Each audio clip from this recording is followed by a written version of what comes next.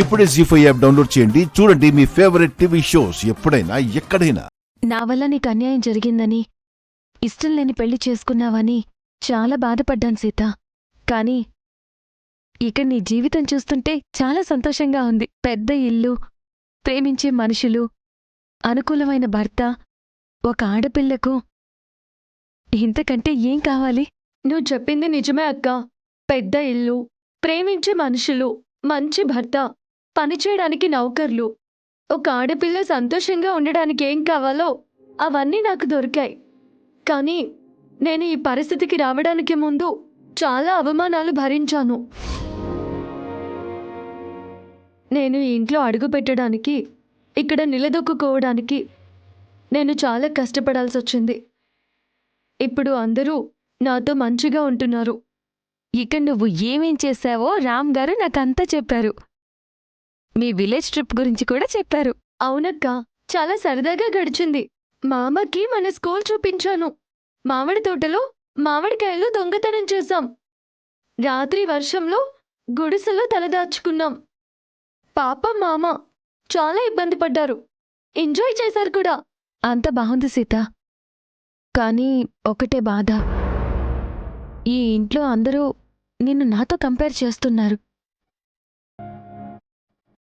నీకంటే నేను అందగత్తనని, ఎక్కువ చదువుకున్నానని నిన్ను తక్కువ చేస్తున్నారు. నీ స్థానంలో రామ్ గారి భార్యగా నేనుండాల్సిన దాన్ని అని పదే పదే అంటున్నారు. అదే నాకు ఇబ్బందిగా అనిపించింది. వాళ్ళు నిజమే కదా అక్క చెప్పారు. నాకంటే నువ్వు అందంగా ఉంటావు, నాకంటే ఎక్కువ చదువుకున్నావు. మామ కూడా ముందు చూసింది నిన్నే కదా. ఈ అదృష్టం అంతా నీకు దక్కాల్సిందే. నువ్వు రామ్ గారిని పెళ్లి చేసుకుని ఉంటే ఈ ఇంట్లో నిన్ను మహారాణిలా చూసుకునేవారు. నీకు మంచి గుర్తింపు ఉండేది. నేను సూర్యాని ఇష్టపడి, ప్రేమించి కావాలని పెళ్లి చేసుకున్నాను. ప్రేమ కావాల్సిన చోట ఇలాంటి సుఖాలు కోరుకోకూడదు. అడ్జస్ట్ అయిపోవాలి. అంటే సూర్యబావ ఇంట్లో నీకు బాలేదా అక్క? బాలేదా అంటే బాగుంది, బాగుంది అంటే బాగుంది, అంతే. నాకు కావాల్సింది సూర్య, తన ప్రేమ. మిగతా కష్టాలన్నీ నేను పట్టించుకోను. నువ్వక్కడ కష్టాలు పడుతున్నావా అక్క? ప్రేమించి పెళ్లి చేసుకున్నప్పుడు కొన్ని తప్పవు సీత. భరించాల్సిందే, అడ్జస్ట్ అయిపోవాల్సిందే. సూర్యకి జాబ్ లేదు, సొంత ఇల్లు లేదు. ఇప్పుడు కాలు ప్రాబ్లం వచ్చింది. అవన్నీ తలుచుకుని సూర్య డిస్టర్బ్ అవుతున్నాడు. తనకి ఎలా ధైర్యం చెప్పాలో తెలియడం లేదు. అదంతా ఒకెత్తైతే నాన్న విషయం మరొకెత్తు. మేం కనిపించిన ప్రతిసారి నాన్న మమ్మల్ని అవమానిస్తున్నారు, అసహించుకుంటున్నారు, శాపనార్థాలు పెడుతున్నారు. అది తట్టుకోలేకపోతున్నాను సీత. నేను ఆయన కూతుర్ని కాబట్టి కొంతవరకు సహిస్తాను. కానీ సూర్య కోపడుతున్నాడు. మా మీద నాన్నకు ద్వేషం పెరుగుతుంటే నాన్న మీద సూర్యకి కోపం పెరుగుతోంది. మా రెండు కుటుంబాలు ఎప్పటికీ కలవ్వేమో అని అప్పుడప్పుడు భయం వేస్తుంది. భయపడికక్క, నాన్న కోపం ఎప్పటికీ ఉండదు. త్వరలోనే మీరు కలుస్తారు. రోజురోజుకి ఆ నమ్మకం పోతుంది సీత. పైగా మొన్న మేం ఇంటికొచ్చినప్పుడు నాన్న చేసిన అవమానాలు, సూర్యనన్న మాటలు సూర్య చాలా సీరియస్గా తీసుకున్నాడు. నాన్న పేరెత్తితేనే మండిపడుతున్నాడు. బావ కోపంలోనూ న్యాయం ఉంది, అలాగే నాన్న బాధలోనూ న్యాయం ఉంది. ఏదో ఒక రోజు ఈ సమస్య తీరిపోతుందక్క. నువ్వేం బాధపడుకో. నాన్న ఎప్పటికీ మమ్మల్ని క్షమించరు సీత. ఆ విషయం అర్థమైపోయింది. నాన్న అమ్మ నీ రిసెప్షన్కి ఇక్కడికొస్తారు. నన్ను చూస్తే గొడవ చేస్తారు. అందుకే నేను ఎంత త్వరగా ఇక్కడి నుంచి బయటపడితే అంత మంచిది అనుకుంటున్నాను. నాన్న గురించి నువ్వేం భయపడకక్క, నేను చూసుకుంటాను. ముందు అమ్మని నాన్నని రానివ్వు.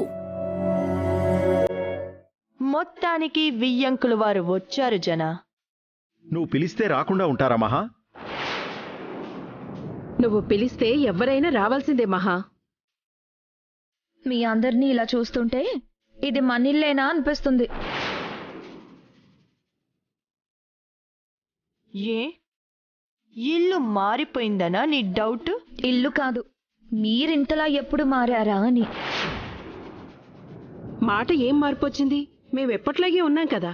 సీత వాళ్ళ అమ్మ నాన్నతో అంత ప్రేమగా మాట్లాడారు, అదంతా నిజమేనా?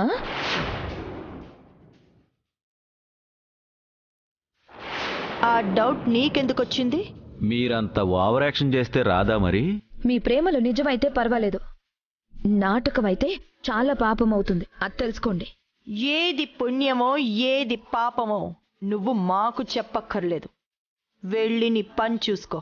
చెప్పాలనిపించింది చెప్పాను, తర్వాత మీ ఇష్టం. రేవతికి డౌట్ వచ్చిందంటే కొంపతీసి సీత వాళ్ళ అమ్మా నాన్నలకు కూడా అనుమానం వచ్చిందంటావా మహా? వాళ్ళ ముఖం పల్లెటూరి బయతులు. నేను నవ్వుతూ మాట్లాడగానే తెగ సంతోషపడిపోయారు. వాళ్ళకేం అనుమానం వస్తుంది? ఆ శివకృష్ణను తక్కువ అంచనా వేయకూడదు మహా. అతనివి పోలీస్ తెలివితేటలు. అవును మహా, సీత ధైర్యం తెగింపు అన్నీ తన తండ్రి నుంచే వచ్చుంటాయి. అతనితో మనం కాస్త జాగ్రత్తగా ఉండాలి. ఆ పోలీసోడికి అనుమానం వస్తే మన మధుమిత ప్లాను బెడిసి కొడుతుంది వదినా. నన్ను అంచనా వేయడం ఆ శివకృష్ణ తరం కాదు.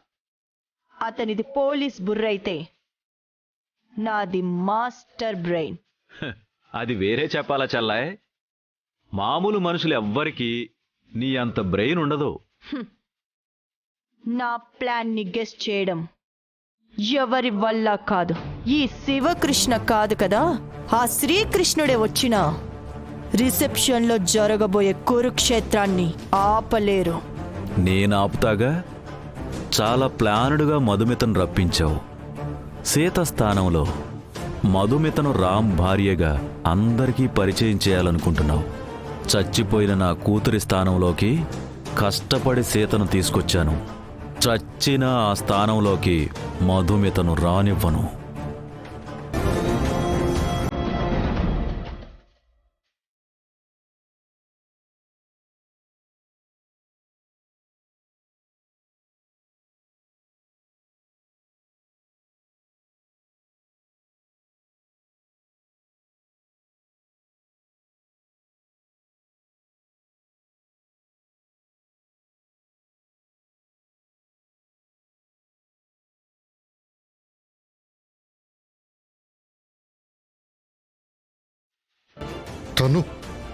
తను ఇక్కడేం చేస్తుందో లలిత?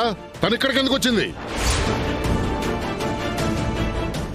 జీ5 యాప్ డౌన్లోడ్ చేసి అన్ని ఎపిసోడ్స్ పూర్తి ఉచితంగా చూడండి.